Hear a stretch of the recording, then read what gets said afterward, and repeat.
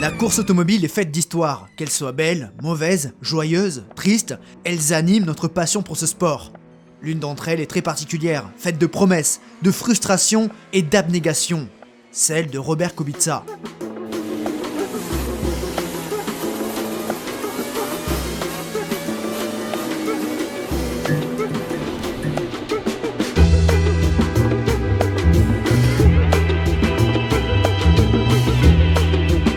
L'histoire de Robert Kubica, c'est l'histoire d'un pilote qui aurait dû devenir un géant de la Formule 1, mais qui a vu certainement les plus belles pages de cette dernière être arrachées par un accident effroyable. Pourtant, l'histoire de sa carrière a continué de s'écrire, et ce, de fort belle manière. Tout débute le 7 décembre 1984 à Cracovie. Un pilote polonais, ce n'est pas commun, et pour cause. Le niveau de vie moyen du pays est très éloigné de la dure réalité financière du sport automobile, mais Robert vient d'une famille plutôt aisée. Et très vite, il s'intéresse à la voiture. Il se fait la main avec un petit véhicule tout-terrain et s'entraîne en slalomant entre des obstacles. Et rapidement, les parents de Robert lui achètent son premier kart. Problème, c'est que pour faire de la compétition en Pologne, il faut avoir au moins 10 ans. Et c'est donc en 1995 que Kubica débute. Immédiatement, Robert roule sur la concurrence. En 3 saisons en championnats nationaux, il décroche 6 titres et devient donc un espoir. L'espoir polonais du sport automobile. Mais le problème, c'est que déjà, sa famille arrive à court de financement. Mais heureusement, ces résultats ont attiré l'attention et Robert devient pilote officiel pour la structure CRG et s'exile en Italie, pays où le niveau est très relevé. Et c'est là où on se rend compte que ce pilote a vraiment quelque chose, car le Polonais continue de gagner. Titres italiens, allemands, Monaco Kart Cup et plein d'autres trophées majeurs de la discipline, croisant le fer face à des Lewis Hamilton ou Nico Rosberg. Clairement, Robert Kubica est un pilote à part, un ovni venu de Pologne. À l'aube des années 2000, ce jeune pilote franchit le cap de la monoplace. Direction la Formule Renault 2 litres entre les championnats européens, l'Eurocup et le championnat italien, partiellement, avec la structure RC Motorsport. Et là, premier coup de moins bien. La première partie de saison du Polonais n'est pas excellente, mais il monte en puissance, au point de prendre la deuxième place à Estoril, ultime manche de la saison. Ce qui est encourageant. 2002 est bien meilleur et il reprend ses habitudes, à savoir gagner. Il prend 4 victoires en championnat italien entre Vallelunga, Pergusa, Spa et Imola pour terminer vice-champion et en Eurocup, il termine 7ème. Robert devient jeune pilote Renault et poursuit son ascension en F3 européenne. Mais ce nouveau chapitre est légèrement retardé car Robert est victime d'un accident de la route. Bras cassé, littéralement, pas bras cassé genre il est mauvais, non, le bras a été cassé et du coup il a regardé ses camarades démarrer la saison sans lui. Dans ce championnat, on retrouve des Nico Rosberg, Christian Klien, Timo Glock et autres noms connus du sport automobile. Et après avoir manqué les 4 premiers meetings, Kubica rejoint la F3 au Nürburgring. Et devinez quoi? Il gagne dès sa première course et assure avec une deuxième place en course 2. Malheureusement, cette magnifique performance n'est pas suivie d'effet, et sa saison n'est au final marquée que de quelques entrées dans les points. Robert redouble donc en 2004, en quittant Prema pour le Muke Motorsport, et se montre bien plus régulier, bien qu'il ne décroche aucune victoire. Plusieurs podiums, dont 2 au Grand Prix de Pau, pour une 7ème place finale, mais également une 2ème place au mythique Grand Prix de Macao, rappelant à tout le monde qu'il faut compter sur lui. Au final, il ne termine pas loin de Lewis Hamilton ou Nico Rosberg. En 2005, Kubica grimpe d'un échelon et rejoint la Formule Renault 3.5, l'antichambre de la F1 avec le nouveau championnat GP2. Avec la structure espagnole Epsilon Euskadi, Robert va frapper fort. Si ses saisons précédentes laissent un petit goût d'inachevé, il y remédie. Victoire dès la 2ème course de la manche d'ouverture à Zolder, Kubica donne le ton et enchaîne les bons résultats. Il atomise son équipier Félix Portero et s'impose une 2ème fois à Bilbao avant d'être le premier pilote de la catégorie à remporter les 2 courses d'un même meeting. Ça se passe à Oschersleben. Robert Kubica est un temps au-dessus en cette saison et remporte son premier titre en monoplace au meilleur moment, juste avant la F1. Ouais, ce Polonais a du talent, on le sait depuis longtemps, il va pouvoir goûter à l'élite du sport automobile.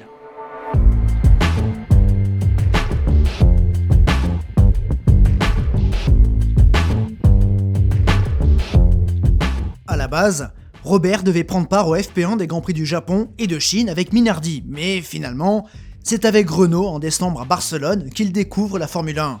Mais à ce moment-là, le losange a déjà sa pépite, son futur talent, et c'est Heikki Kovalainen. Il est donc bon de regarder ailleurs pour Robert, et il se trouve que BMW, qui prend les rênes de Sauber, s'intéresse au Polonais. Après un test en janvier, il convainc la structure bavaroise et devient le 3e pilote.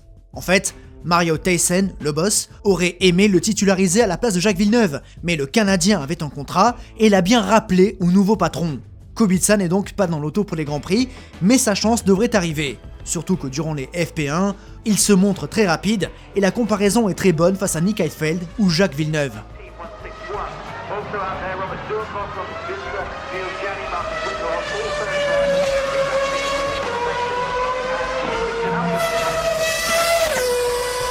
Il faut donc un prétexte pour le titulariser, et ce dernier arrive après l'Allemagne, quand Villeneuve sort de la piste.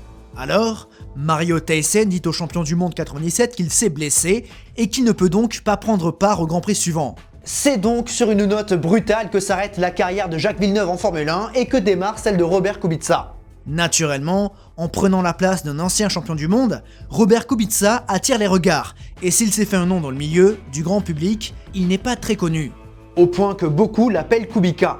Talentueux, c'est ce que l'on entend le plus souvent dans le paddock. Il est polonais, il s'appelle Robert Kubica, et c'est vrai, Christophe Malbranck, on le connaît finalement assez peu. C'est vrai, il a 21 ans, Robert Kubica était jusque-là le 3e pilote BMW sur tous les vendredis, vainqueur de la World Series by Renault l'an passé avec 4 victoires. Il sera dans une demi-heure le premier polonais à courir un Grand Prix de Formule 1, titularisé pour une course pour le moment. Les dirigeants de BMW le jugeront sur ce résultat avant de prendre une décision sur son avenir. Et puis sachez que c'est un circuit très particulier pour Kubica parce qu'il y avait découvert la Formule 1 ici même en tant que spectateur en 97.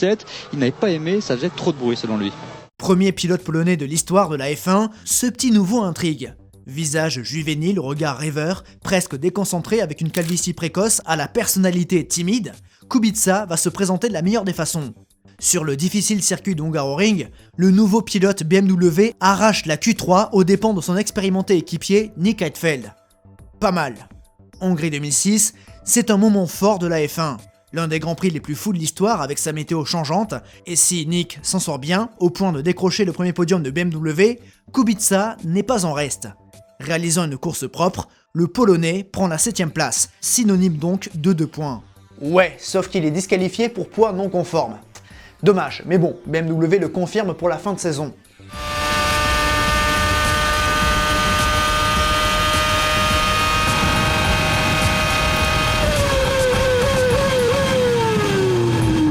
Si son Grand Prix à Istanbul ne se passe pas très bien, Robert se rattrape brillamment à Monza. Bon, déjà, il se qualifie 6ème, mais le lendemain, pour son 3e Grand Prix seulement dans l'élite, le Polonais mène la course pendant quelques tours. Une prestation très impressionnante au temple de la vitesse.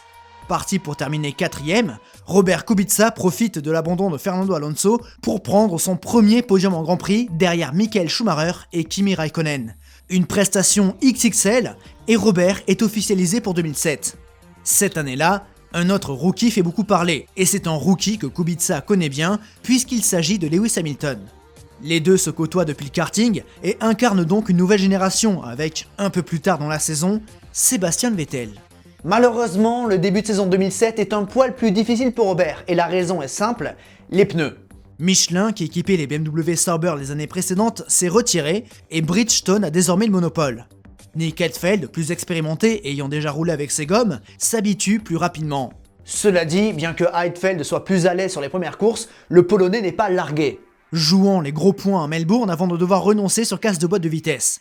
Mais à Bahreïn, il ouvre son compteur avec une 6ème place avant de prendre la 4ème à Barcelone. En cette saison 2007, on constate le bond en avant de BMW Sauber, qui devient la 3ème force du plateau derrière les intouchables McLaren et Ferrari. Peu à peu, Kubica trouve des solutions avec ses Bridgestone et redevient une menace pour Heidfeld.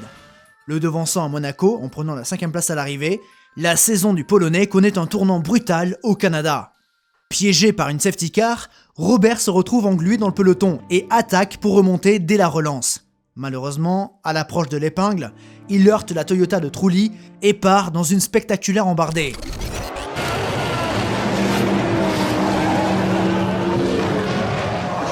La BMW est disloquée, complètement détruite. Les jambes du Polonais sortent de la coque et on craint le pire pour Kubica. La safety car est de nouveau déployée pendant que les équipes médicales interviennent pour extraire le pilote. Évacué vers l'hôpital, Robert Kubica s'en tire miraculeusement avec seulement un traumatisme crânien et une cheville foulée. C'est tout. I talked to him. He's conscious. I would say that my impression is that he's fine. He was giving indication to the doctors upon his general state. Robert is transported now to the General Hospital of Montreal, where they will, of course, deepen all checks. Have you seen the accident on TV? Well, yeah, I have seen it also live when I was there,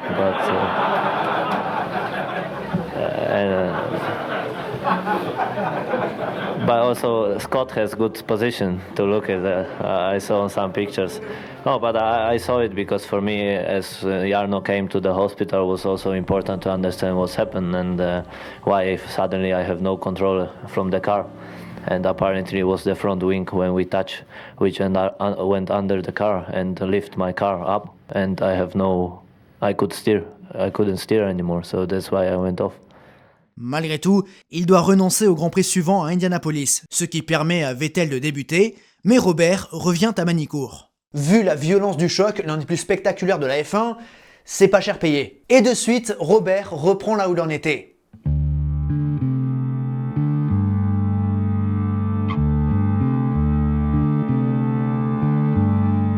Pour son retour à Magny-Cours, Robert Kubica frappe fort avec une 4ème place en qualif, comme en course.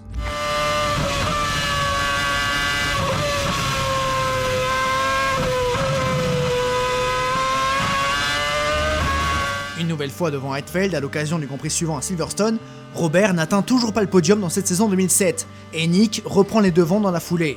En soi, il est bon de le rappeler, ce n'est que sa première saison complète, donc bon, on peut clairement être indulgent. L'Allemand a beaucoup plus d'expérience et enchaîne les arrivées dans les points devant son équipier polonais. Cela dit, en fin de saison, en Chine, Robert peut pour la première fois triompher. Parti 9ème, il remonte fort et au moment où il prend les commandes, sa boîte de vitesse rend l'âme. Kubica n'avait plus d'arrêt à faire et pouvait légitimement s'imposer. Cruelle désillusion. Au Grand Prix précédent, toujours dans des conditions difficiles, le Polonais s'était également mis en valeur lors d'une bataille féroce contre Felipe Massa. Roue contre roue, limite de piste transgressée, mais une magnifique passe d'armes entre ces deux pilotes. Bien qu'il n'ait pas réussi à atteindre le podium durant toute la saison, Robert termine devant son équipier au Brésil avec la 5ème place. 6ème de sa première saison complète avec 39 points, contre 61 pour Heidfeld devant lui. Avec désormais un an d'expérience, la menace polonaise pourrait bien s'accentuer en 2008. BMW Sauber a fait un bond en avant en 2007 et continue de progresser en 2008. Désormais, la voiture d'Inville semble en mesure de challenger les Ferrari et les McLaren. Et Kubica le prouve dès la manche d'ouverture en Australie, en se hissant en première ligne aux côtés de Lewis Hamilton. Robert tient la 2ème place, mais il s'accroche durant la course avec Nakajima et abandonne. Dommage, mais il réagit parfaitement à Sepang, confirmant la bonne forme de la BMW. Une course claire pour terminer 2ème et prendre son premier podium depuis Monza en 2006. Puis à Bahreïn, Robert Kubica prend la pole position le samedi. La première et à ce jour, la seule d'un Polonais en F1. Malheureusement, le lendemain, les Ferrari sont plus rapides et Robert ne peut résister. Il prend cependant un nouveau podium avec la 3ème place. 4ème en Espagne et en Turquie, Kubica semble cette fois-ci avoir l'avantage sur son équipier et il maintient son niveau de jeu. Puis en principauté, bien qu'il ne se qualifie que 5ème, il prend la 2ème place au terme d'un Grand Prix pluvieux. Robert Kubica fait clairement partie des meneurs de la F1 et au Canada, un an après son terrible accident, il atteint le sommet. Si son vieux rival Lewis Hamilton prend la pole position, Robert assure la 2ème place. Mais sur le circuit Gilles Villeneuve, le Britannique est plus rapide et s'échappe en tête. Kubica tient cependant la 2ème place et semble se diriger vers un nouveau podium. Mais au 17ème tour, la safety car entre en scène.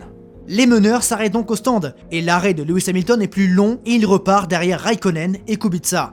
Sauf qu'à cette époque, la voie des stands était fermée en sortie lors d'une neutralisation et il fallait attendre que tout le paquet soit passé pour rejoindre la piste. Kubica et Raikkonen s'arrêtent donc au feu rouge, mais pas Hamilton qui est surpris et harponne le Finlandais, eux-mêmes heurtés par Rosberg.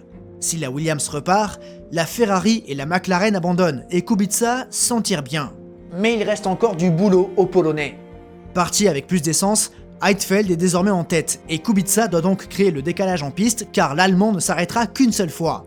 Nick ressort devant son équipier polonais, mais Robert est plus rapide avec un réservoir plus léger et double facilement l'autre BMW. C'est le moment critique de la course et Kubica creuse suffisamment l'écart pour conserver la tête après son deuxième passage au stand.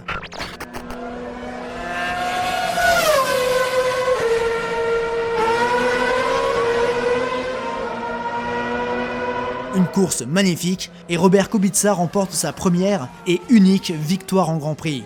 Un Polonais triomphe et atteint le sommet de la Formule 1. Robert, bravo, bravissimo, bravissimo. That's an historical win, Robert. Il s'agit également de l'unique victoire de BMW dans la discipline, et les deux pilotes réalisent même le doublé. Un Grand Prix du Canada historique, et pour couronner le tout, Robert Kubica prend les commandes du championnat pilote. Un grand jour.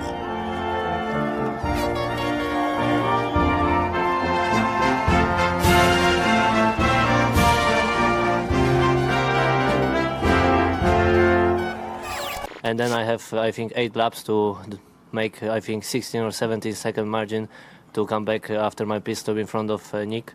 And yeah, this was my 7 laps of qualifying. I never struggled so much. I was pushing very hard. I knew that I have to make around 21 second gap, and I managed to do 24, so it was a really great race.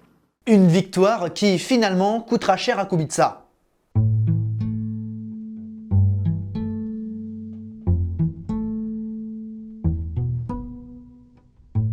Après ce succès, BMW doit faire un choix. La voiture est rapide, peut-être pas autant que la McLaren ou la Ferrari, mais elle joue devant et avec un Robert Kubica en confiance et désormais en tête du championnat après cette course, on peut se permettre de rêver. Oui, surtout que la saison 2008 est pleine de surprises, mais BMW fait un choix fort. Un choix fort auquel s'oppose fermement le nouveau vainqueur de Grand Prix. Sacrifier la saison 2008 pour préparer comme il se doit 2009 et sa nouvelle réglementation, dans le but de devenir la référence. Un choix osé. Trop osé. Car quand un titre est à portée de main, on ne peut pas se permettre de reporter sa chance, il faut la saisir, il faut tout tenter pour aller le chercher. Ouais, on ne sait pas si une telle opportunité se reproduira. L'avenir donnera raison à Kubica, mais en attendant, cette saison 2008 prend un nouveau tournant. BMW arrête de développer sa monoplace et perd donc du terrain sur la concurrence. Kubica n'est plus en mesure de jouer la gagne et connaît un enchaînement difficile avant de retrouver les points et le podium à Valencia. Mais malgré ce choix de laisser tomber 2008, Robert est toujours dans la lutte pour le titre mondial. En effet, Massa et Hamilton connaissent diverses fortunes, tandis que Kubica marque régulièrement des points. 3e en Italie, puis 2e au Japon, à Fuji. À 2 courses de la fin, Robert est 3e du championnat à seulement 12 points d'Hamilton. Et si BMW avait maintenu son effort?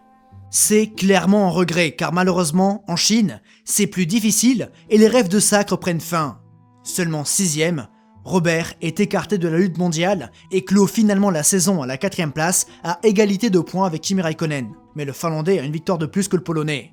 En 2008, Robert a prouvé faire partie des meilleurs, et si le nouveau champion du monde, Lewis Hamilton, ou la jeune pépite Sebastian Vettel le savaient, le monde du sport auto est maintenant prévenu. Si 2008 est finalement passé à la trappe à cause des dirigeants de BMW et Sauber, il faut espérer que ce choix stratégique porte ses fruits en 2009. Désormais leader de l'écurie, l'entame de saison 2009 de Robert Kubica est encourageante. Alors que la hiérarchie est profondément bouleversée, la BMW du Polonais se montre aux avant-postes. 4e en qualification et à la lutte pour le podium durant toute la course, avant de finalement s'accrocher avec Vettel en fin d'épreuve. Une performance encourageante qui n'est malheureusement pas à l'image de la saison. Très vite, on comprend que la BMW est ratée et Robert Kubica tombe dans le classement. Non, cette voiture ne joue pas la gagne. Elle en est même très loin et cela précipite même le désengagement de la marque. De prétendant à la couronne à midfielder en quelques mois. Une chute brutale. Kubica n'inscrit ses premiers points qu'en Turquie, et si une évolution en fin de saison permet à la BMW de retrouver un petit peu de forme, on reste très loin des meilleurs. Mais grâce à elle, Kubica prend une 4e place à Spa, ainsi que son seul podium de l'année, au Brésil, 2e. L'aventure BMW aurait pu, et même, aurait dû être meilleure que ça, et finalement, elle se termine avec beaucoup de frustration. Avec l'annonce du retrait de BMW, Robert Kubica est donc devenu une pièce importante du marché des transferts, mais le fait est que les meilleures places ont été prises. Alors, le Polonais signe chez Renault et retrouve donc le losange. Losange qui vit une période assez difficile.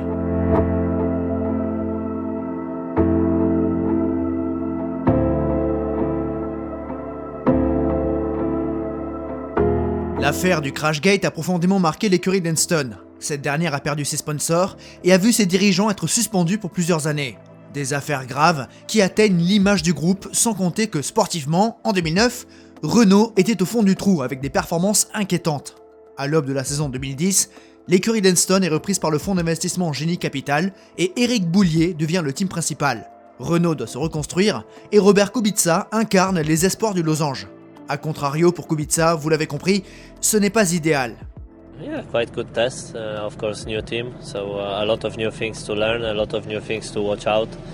You know, it's always quite difficult to change your habits, you know, and to what you were used to in such a short time. But we have to do it because there is not a long time to the first race, so we have to make sure we do most of the things in these early days. Then we can concentrate more on developing the car and performance-wise.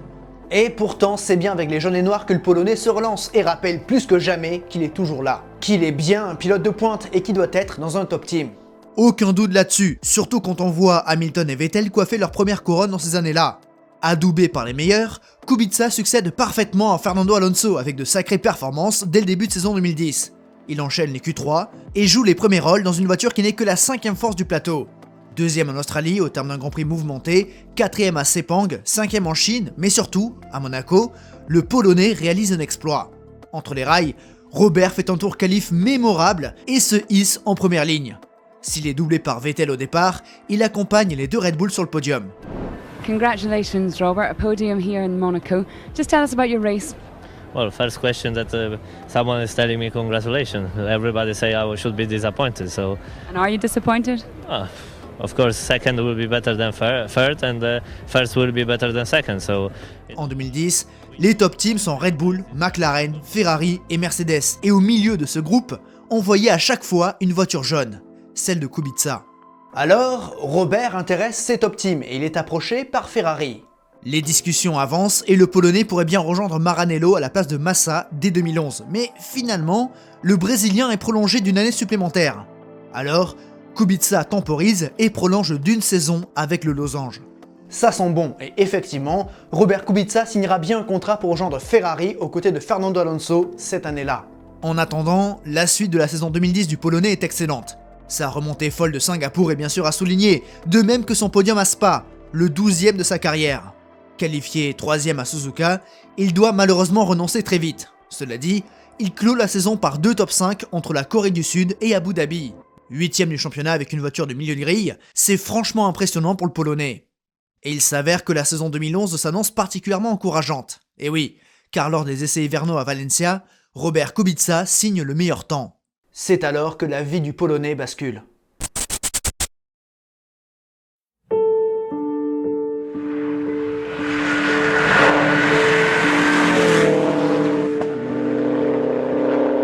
Kubica n'était pas qu'un pilote de circuit, non, c'était également un pilote de rallye. Seulement, quand on est en Formule 1, il est difficile de concilier les deux univers, surtout que les écuries n'acceptent que très difficilement ce genre de pratique.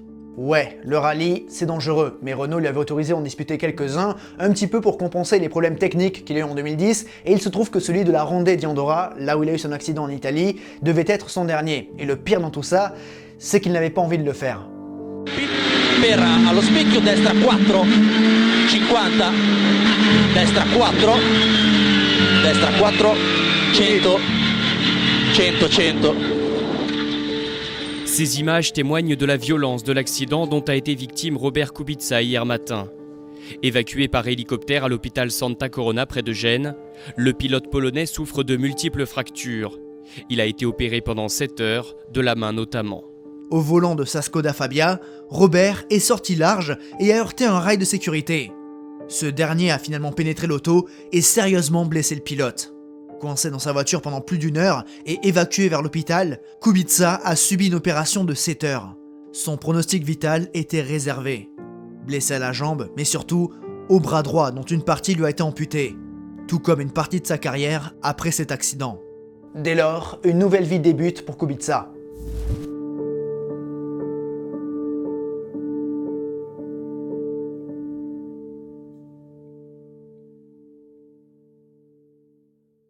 Au début, on a du mal à l'accepter. On se dit que le Polonais reviendra durant la saison, puis en 2012. Mais non, Robert Kubica ne reviendra pas et l'histoire de la F1 s'écrit sans lui. Pas de Ferrari, Pas de lutte mondiale, contrairement à ses camarades. Après le 6 février 2011, tout est à reconstruire pour le vainqueur de Grand Prix. 2 mois d'hospitalisation et un bras droit mutilé dont il ne retrouvera jamais la pleine capacité. Robert doit tout réapprendre. À la base droitier, il doit maintenant devenir gaucher. Aussi, remarcher après plusieurs mois de fauteuil roulant lui fait bizarre. Et surtout, mentalement, c'est le plus difficile parce qu'il faut passer outre le handicap et ça prend du temps. Mais alors qu'on aurait pu croire que sa carrière était terminée, en fait, Robert n'a jamais renoncé.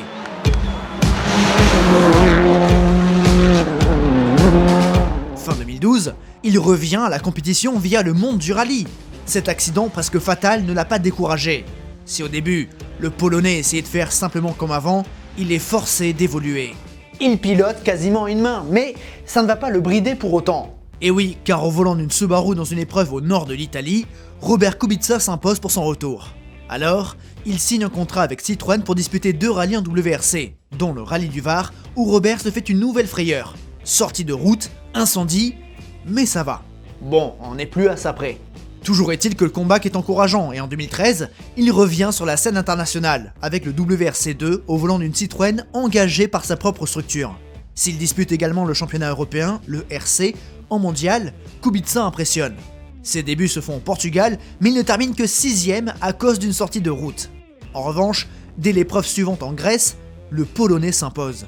Puis, il confirme en Italie avant de terminer 2ème au 1000 lacs. Avant de triompher sur les 3 dernières épreuves en Allemagne, en France et en Espagne. Robert Kubica devient champion du monde de WRC2, son premier titre mondial. Alors peut-on le revoir en Formule 1 ? Non, les portes semblent fermées.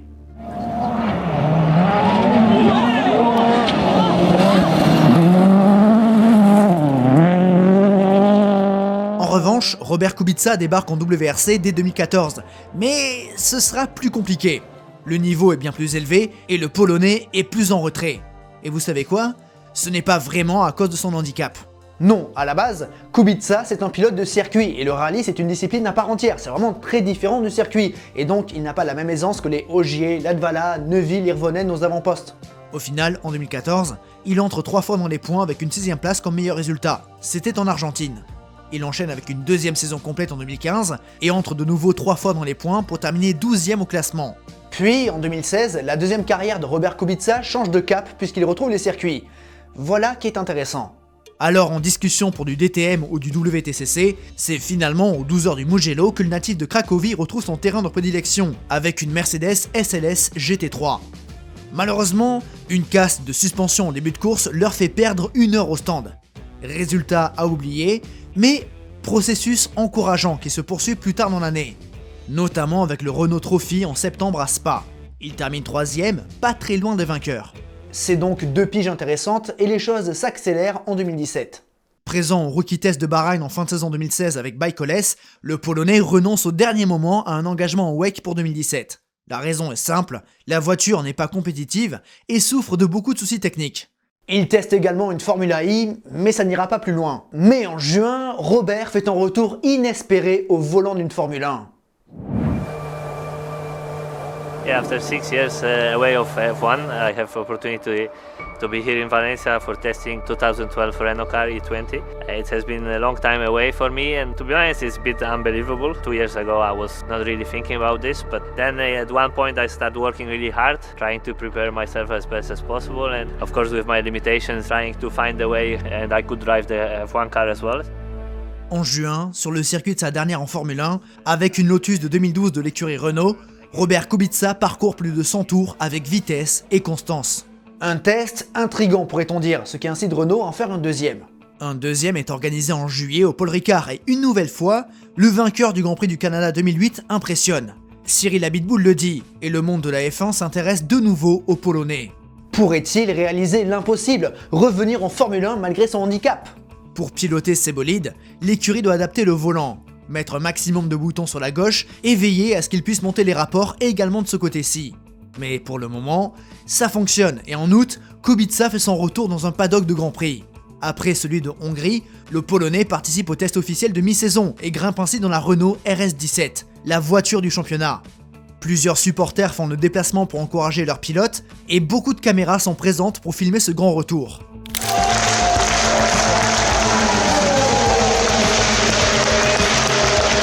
Kubica a tout à redécouvrir et il est un petit peu nerveux. Ses voitures sont bien différentes de celles qu'il a connues, mais le roulage se passe bien. Et après une petite pause à midi, le retour de la voiture dans l'après-midi est plus naturel et Kubica signe un chrono à 2 dixièmes seulement du temps de qualification de Jolyon Palmer. Test concluant, et il est clair pour beaucoup, on veut revoir Kubica en F1. Mais qu'attend Renault? Car si l'aspect marketing et commercial est forcément intéressant, ça fait vendre une telle histoire, il faut que l'aspect sportif prime. Le losange hésite à titulariser le Polonais aux côtés de Nico Hülkenberg, mais finalement, après une longue hésitation, c'est Carlos Sainz qui lui est préféré, mais Robert rebondit ailleurs, chez Williams. Et autant le dire, ça sent bon pour une place en 2018. Mais là encore, d'ultimes doutes subsistent. Alors, l'écurie de Grove compare Robert Kubica à Sergei Sirotkin, et finalement, c'est le Russe qui est choisi. Pas de comeback en 2018, mais un poste de 3ème pilote. Assez frustrant, mais c'est déjà ça. Alors que Williams redevient une écurie de fond de grille, Kubica attire les regards et fait son retour officiel en Grand Prix lors de 3 FP1. La première en Espagne, la deuxième en Autriche et la dernière à Abu Dhabi. Mais avec le départ annoncé de Lance Stroll vers Racing Point, une place se libère chez Williams et Kubica est évidemment sur la shortlist. Les soutiens du pétrolier polonais PKN Orlen sont également un argument et au fil des semaines, sa titularisation pour 2019 devient de plus en plus probable. Et c'est finalement à Abu Dhabi que Robert Kubica est annoncé aux côtés de George Russell en 2019. À 34 ans, 8 ans après un accident qui aurait pu lui coûter la vie, handicapé par un bras droit mutilé, Robert Kubica redevient pilote de Grand Prix. C'est historique et à Melbourne, week-end de son retour, 3045 jours après Abu Dhabi 2010, les hommages et les félicitations sont nombreux. Convoqué en conférence de presse, il se retrouve aux côtés de Lewis Hamilton et Sebastian Vettel, 2 anciens rivaux que jadis, il faisait trembler. Mais il y a comme une gêne, et les détracteurs du Polonais ne s'en privent pas pour la pointer du doigt. Est-il vraiment à sa place? La saison 2019 du Polonais pourrait bien leur donner raison. Constamment dominé par son équipier, la pépite George Russell, Kubica a du mal. Son handicap est évidemment un frein et est au cœur de quelques querelles en interne. Les nombreuses demandes de Robert pour mieux adapter le volant ne sont pas toujours écoutées par l'écurie, mais surtout, la F1 a changé.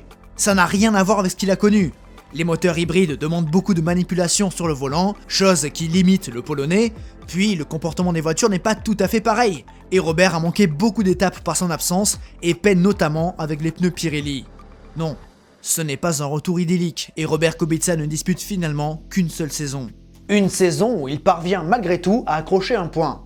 Battu par son équipier 16 fois sur 18, je ne compte pas les abandons, Robert Kubica a fait un hold-up en Allemagne, en devançant Russell pour terminer 12ème. Alors bon, 12ème, tu te dis, ouais, c'est bien, mais bon... Ouais, sauf que cette 12ème place, elle se transforme en 10ème après les déclassements des 2 Alfa Romeo. Un point pour l'honneur. Mais bien que difficile, ce retour est exemplaire. La complexité de la F1 est telle que le Polonais ne pouvait pas retrouver son niveau d'antan, et cette saison 2019, au volant de la pire voiture de la grille, on le rappelle, ne lui rend pas justice. Mais ça valait le coup. Son histoire avec les Grands Prix ne s'est pas arrêtée en 2010. Non. Il a eu droit à une revanche, ou plutôt, il a pris sa revanche. De 2020 à 2022, le Polonais était 3ème pilote Alfa Romeo, l'écurie de ses débuts, et prendra part à ses 98e et 99e Grand Prix en 2021, pour remplacer Kimi Raikkonen, covidé. 2 dernières courses pour ce vainqueur de Grand Prix, qui n'a toujours pas dit son dernier mot. Bien que 3ème pilote Alfa Romeo, Robert s'est vite reconverti.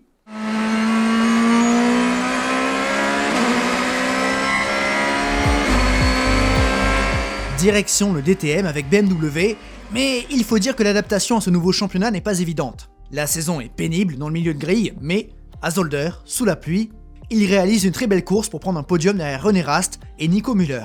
Puis en 2021, Kubica rejoint la structure belge WRT qui s'apprête à débarquer en LMP2. Il faut dire que c'est une très belle place pour le Polonais, car cette équipe va vite s'adapter à cette nouvelle catégorie.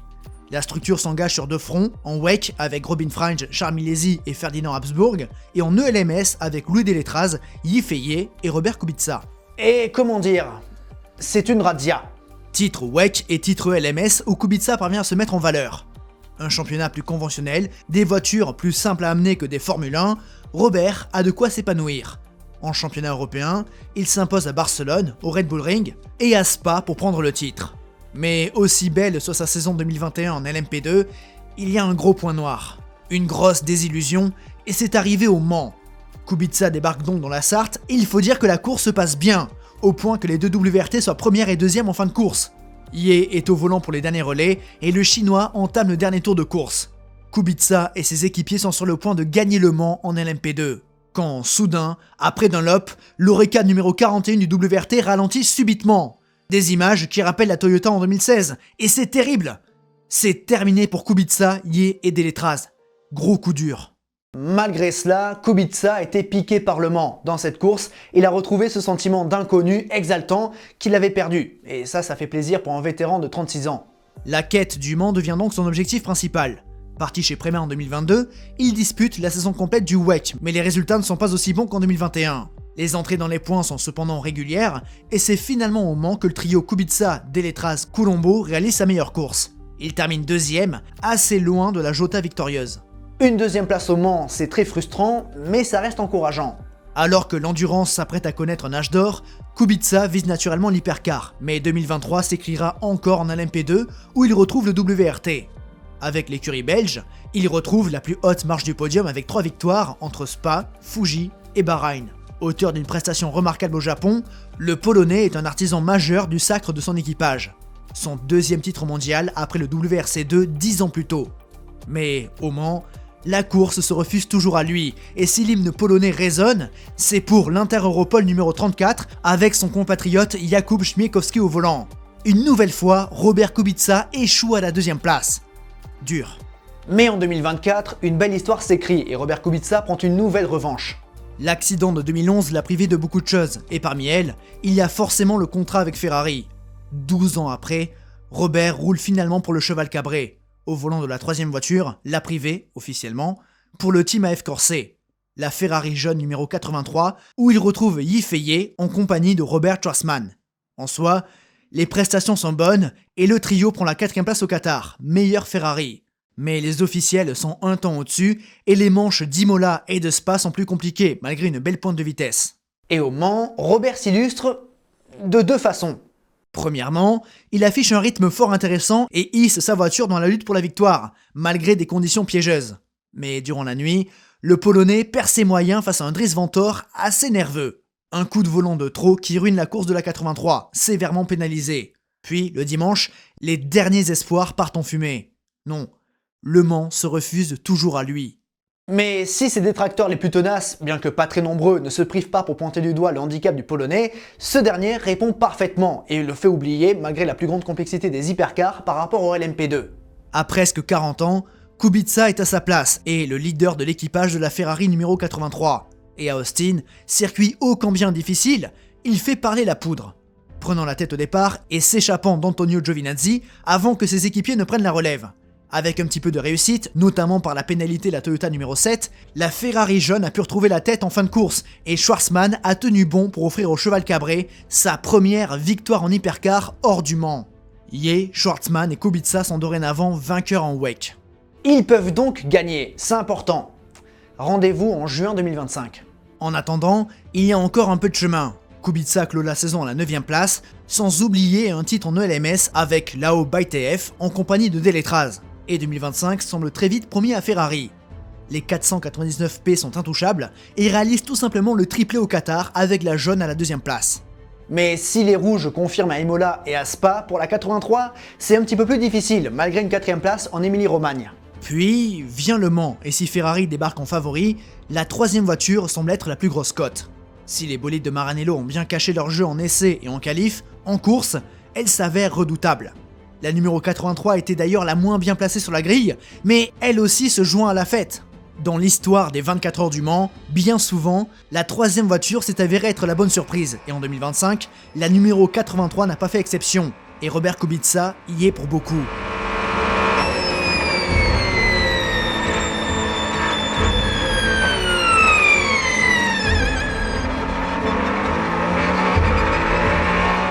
Dans une édition plus morose que les deux précédentes, qui tend à délier certaines langues concernant les règlements du championnat, la Ferrari jaune devient un espoir. Car une victoire de la 50 ou de la 51, déjà victorieuse, n'aurait pas eu le même effet.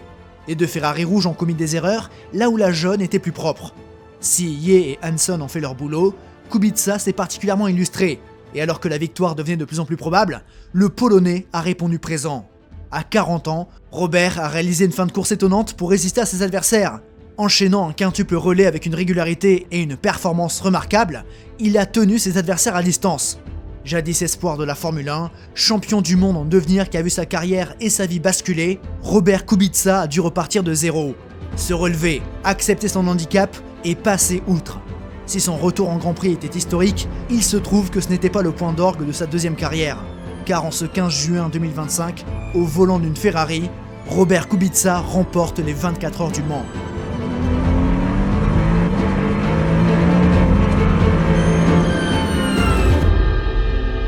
L'histoire de Robert Kubica, c'est une histoire à part, unique, faite de promesses, de frustrations et d'abnégation. Avec Fernando Alonso, il est le deuxième pilote du 21e siècle à remporter Le Mans et un Grand Prix de Formule 1, le genre de stat qu'il mérite. Que fera Robert Kubica après la saison 2025 ? Car il a laissé entendre qu'il pourrait quitter l'endurance pour retrouver le monde du rallye. Peut-être a-t-il atteint le dernier sommet de sa carrière. On arrive au bout de cette vidéo sur Robert Kubica, j'espère que ça vous a plu. Qu'est-ce que vous en pensez? Vous pensez qu'il aurait pu devenir champion du monde de Formule 1? Je pense personnellement qu'il avait le talent, mais j'ai l'impression que la timeline n'était pas à son avantage. Il aurait rejoint Ferrari, aurait-il été au niveau de Fernando Alonso dès 2012? Ça aurait été, sachant qu'en 2012, Alonso fait une saison absolument remarquable, donc aurait-il été à ce niveau-là? Ça aurait peut-être compliqué sa carrière. Je pense, admettons, qu'il arrive à se hisser au niveau d'Alonso, je pense qu'il en aurait été capable. Après, c'est Mercedes qui gagne de 2014 à 2020 sans interruption, donc bon, ça aurait été peut-être difficile. Mais bref, ça, ce sont que des uchronies. Le fait est que Kubica, il n'a pas eu cette carrière, il en a eu une autre, et au final, en parlant de cette dernière, on parle de F1, de rallye, du Mans, donc il a été polyvalent finalement le Polonais. Bref, ça vous a plu, vous savez quoi faire sur la plateforme, sur le côté gauche de l'écran, les noms de ceux qui ont décidé de rejoindre la chaîne. Merci beaucoup, attention au décalage de date, normalement ça ne devrait pas être trop long. En description, quelques liens, les liens de Mezzarino à Contretemps, vous connaissez, quelques critiques, mon premier roman, hein, vous avez vous pouvez le prendre sur plusieurs plateformes, tout ça en dessous de la vidéo, en description. Mais surtout, n'oubliez jamais le plus important, c'était de continuer d'aimer le sport auto. À la prochaine, des bisous.